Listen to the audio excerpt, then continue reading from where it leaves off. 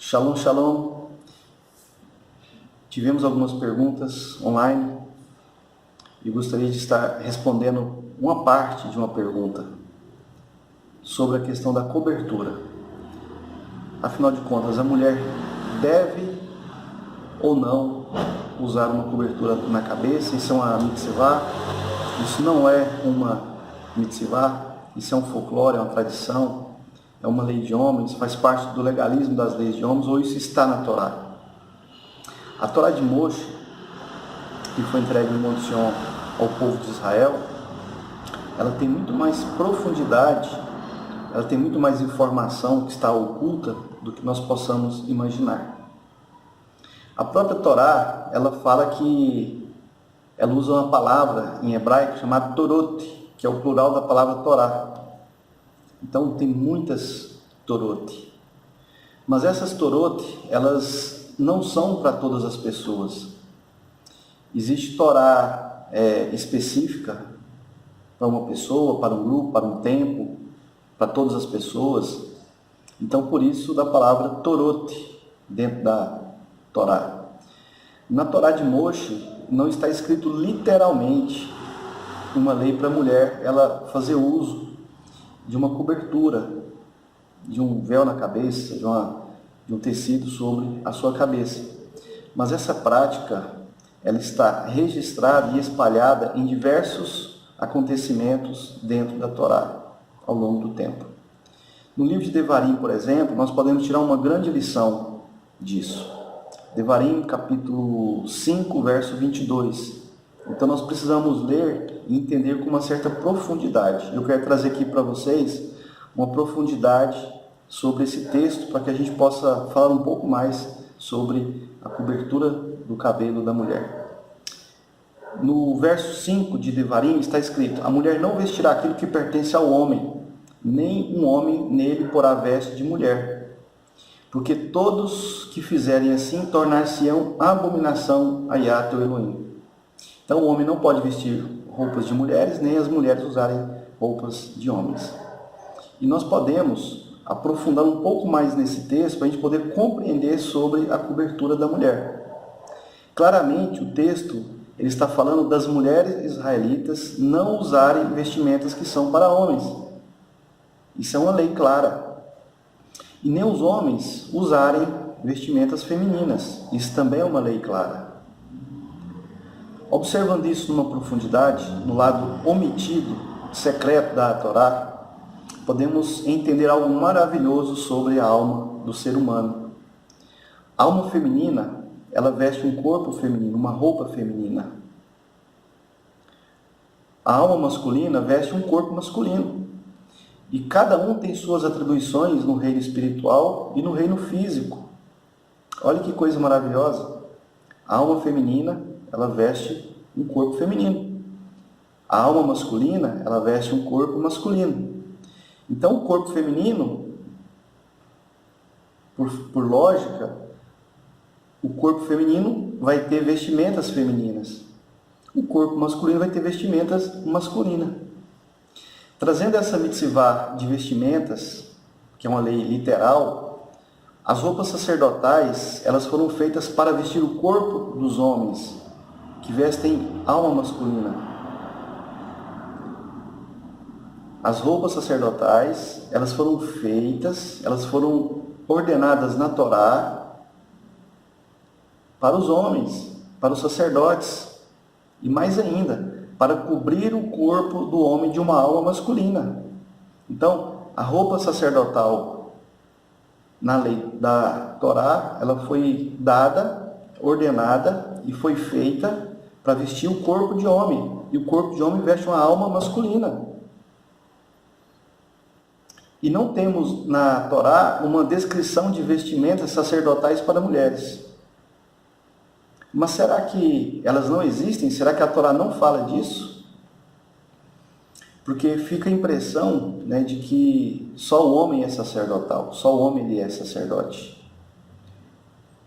Porque a Torá não fala do sacerdócio feminino de forma clara, porque ele é secreto. Ele não é mundano, ele não é material, físico, visto pelos olhos de carne. Ele é espiritual. A resposta é sim. A Torá fala disso, mas de forma embutida em diversas histórias que tratam de assuntos que parecem não ter nada a ver com a cobertura de cabelos femininos. No livro de Bamidbar, capítulo 5, verso 18, nós temos a descrição de uma cerimônia para testar a fidelidade de uma mulher acusada de adultério contra seu marido. O rito começa com o sacerdote. Olha a primeira coisa que o sacerdote faz nesse rito. A primeira coisa que o sacerdote faz nesse rito, quando a mulher é levada até ele, é descobrir e desenrolar o cabelo dessa mulher. Então ele começa a cerimônia da lei do ciúme de uma mulher que o marido desconfia de adultério. A primeira coisa que ele faz é descobrir a cabeça dela e desenrolar o cabelo dela. Isso é chamada lei de ciúmes. Bom, é aqui nesse ponto que a Torá ela fala mais alto em relação à cobertura da mulher. E é o ponto que a maioria dos estudantes não capta a lei da cobertura. Então vamos lá. Podemos concluir que a mulher acusada, ela usava uma cobertura. Bom, então se ela foi levada até o sacerdote e ela usava uma cobertura, em uma situação normal, ou seja, se a mulher era fiel, era idônea, ela usava uma cobertura. Agora, onde na Torá fala que a mulher tinha que usar uma cobertura? E aqui nós temos o sacerdote retirando a cobertura como um sinal, um ote. Se é um sinal da fidelidade, do casamento, da santidade, da idoneidade dessa mulher, é porque ela colocou, ela não nasceu com essa cobertura, ela teve que colocar essa cobertura. De onde que vem isso? Então, aqui a Torá ela está falando de forma indireta que a mulher, sim, coloca a cobertura na cabeça, de forma indireta.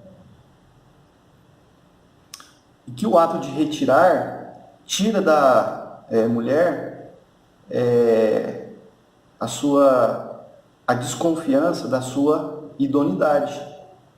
Aqui agora existe uma desconfiança da infidelidade dela, que não pode ser provada. Então ela é colocada como comum. Então quando retira aquela cobertura que separava ela como um sinal de que ela era casada, agora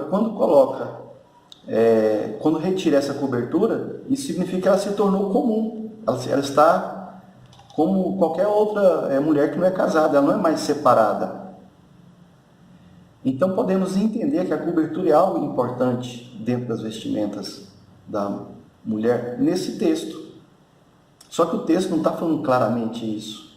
Mas quando você começa a fazer perguntas, você começa a questionar certas coisas, você acaba entendendo algumas outras coisas. Por isso que nós temos que esquadrinhar, que investigar, que ler com calma.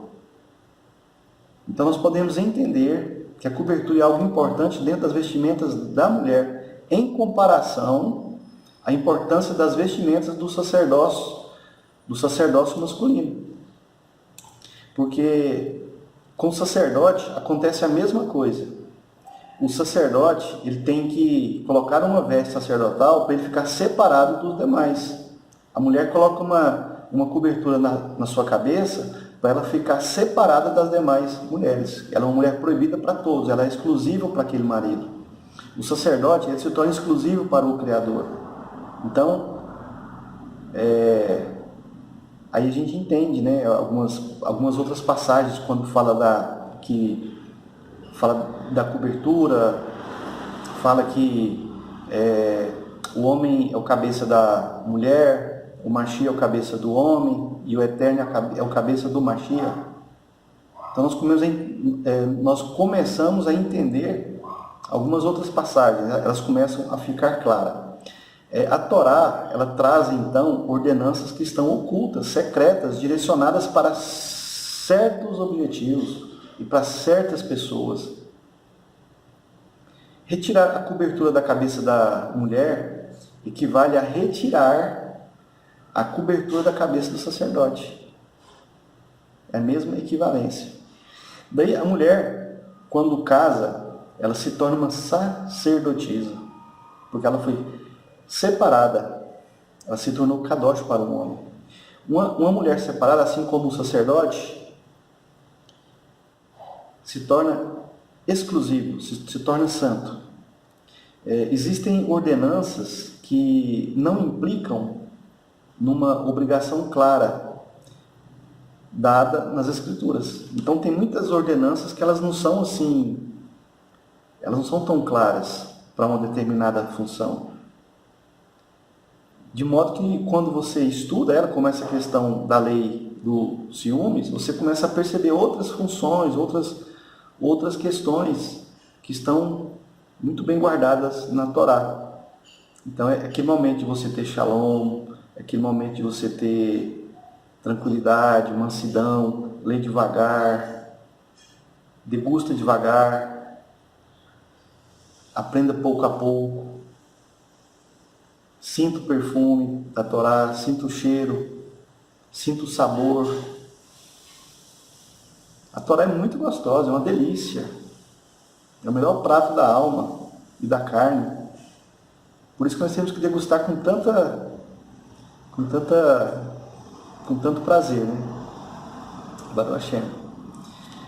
Existem ordenanças que não implicam uma obrigação clara dadas nas Escrituras. Nós já sabemos disso. Mas essas ordenanças, que elas não são tão claras, elas estão implícitas e separadas para serem cumpridas em um ambiente mais íntimo da obrigação de uma pessoa. Como, por exemplo, qual é o papel principal da cobertura da mulher? É mostrar para uma sociedade que aquela mulher ela é proibida para os outros homens e que ela é exclusiva para um homem. E ela mostra para o seu marido que ele pode ter intimidade com ela. A cobertura torna a mulher um ser separado, para cuidar de um ser que se separa para Elohim, o marido. Olha que coisa maravilhosa que a Torá nos traz. A cobertura ela torna a mulher um ser separado, para cuidar de um ser que se separa,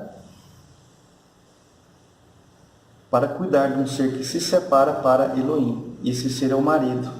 A mulher se separa para o marido, quando casa, está sendo separado para cumprir a vontade do Criador. E qual seria essa vontade? Qual é a missão de um marido para cumprir a vontade do Criador? Casar e multiplicar. E são uma mitzvah. Casar e multiplicar é uma mitzvah. Quando o homem cumpre essa ordenança, ele está cumprindo a Torá.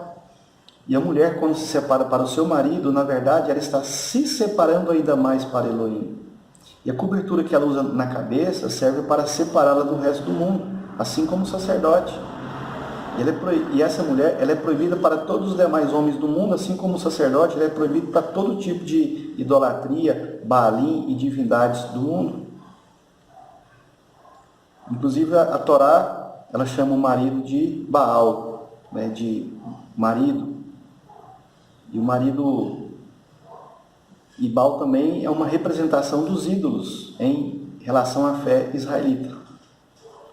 A mulher solteira, ou aquela que dá motivos para divórcio, elas devem aparecer em público com cabelos soltos e sem cobertura. Por isso que na lei do ciúme, a mulher ela vai diante do sacerdote, o marido leva ela diante do sacerdote, e aquela mulher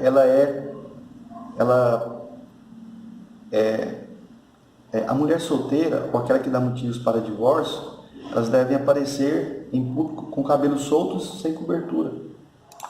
Então, por isso que ela é levada pelo marido até o sacerdote e é retirada dela a cobertura. Então, ela vai se tornar comum, não solteira e nem divorciada. Isso não é divórcio. Isso é um rito. Né? Mais para frente a gente pode estar explicando um pouco mais sobre isso. A mulher casada, no entanto, ela é proibida de conversar com qualquer homem, ou mesmo trabalhar fora de casa, se expondo com os cabelos descobertos. A cobertura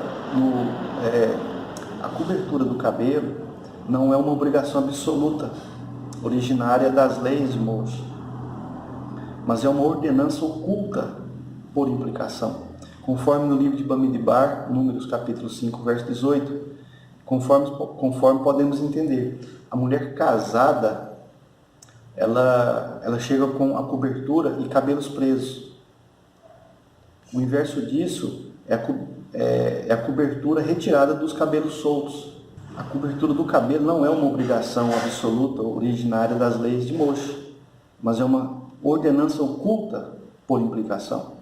Conforme Bamidbar, livro de Números, capítulo 5, verso 18, dessa forma a Torá ela está trazendo de forma indireta e misteriosa a lei da cobertura de cabelo para a mulher, demonstrando que o cabelo na cabeça, demonstrando que a cobertura sobre o cabelo é um ato de honra da mulher casada, enquanto a mulher casada com o cabelo descoberto é um ato de desonra. Bom, então se a Torá indiretamente ela está comunicando isso, ela está dizendo isso, isso significa que a mulher ela deve sim usar a cobertura na cabeça. É óbvio que em nossos dias temos as situações profissionais, as situações culturais, o modernismo. Então isso tem que ser visto de uma forma muito sábia e muito tranquila pelos nossos líderes. De maneira que para a sociedade, no mundo em que vivemos hoje, uma mulher que anda na rua com o cabelo coberto não significa que ela seja casada.